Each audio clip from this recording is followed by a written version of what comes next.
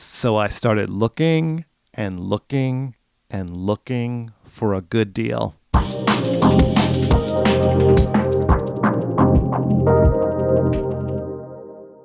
First, to start, still no news on the new F3 engine. The shop is still waiting for the crate to come in from Italy because, it's MV Agusta. So we're going to have to talk about some other things on this channel while we wait. Now, when I posted my first engine update video, I mentioned that if you want to own an MV Agusta, it's really in your best interest to own another bike. You're going to need options when it goes down because it could be a while before it's up and running again. Well, a few people noticed that I was actually riding an F4 during that video. So if you thought I was maybe a little crazy for buying an F3 and riding it almost every day, the fact that I also own an F4 should probably erase all doubt in your mind. Where do I begin? The year was 1998. I was but a wee lad when MV Agusta came out with the first version of the F4, and it hit me like a ton of bricks. I thought it was the coolest motorcycle I had ever seen in my life. You know how 12-year-old girls are with BTS? That was me in this motorcycle. I bought every magazine that it was in. I bought and read the book that they wrote about it. I read every article.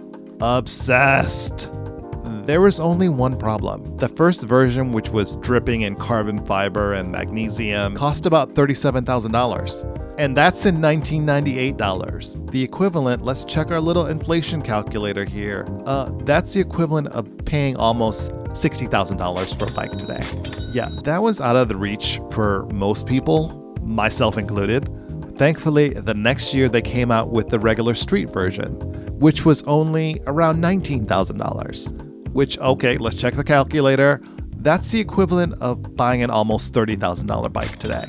So, yeah, still expensive, but at least within the realm of possibility. So I said to myself, one day I'm gonna own this bike. I started saving all my money. So many ramen dinners I ate to save money.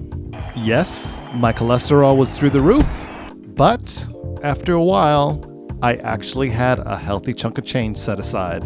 So I started looking and looking and looking for a good deal.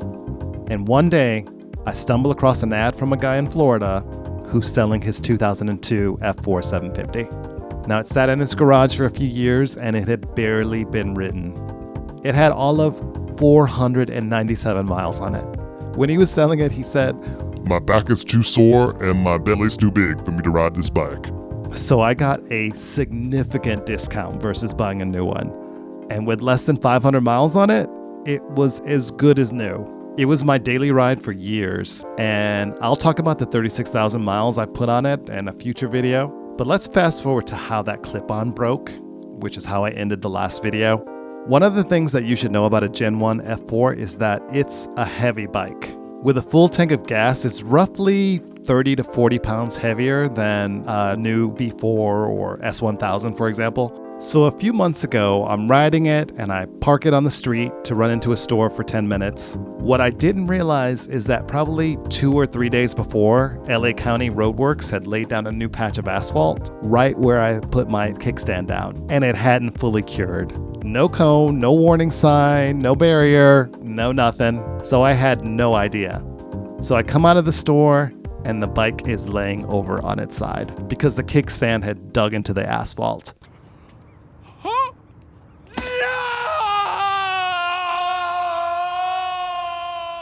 And this was the result.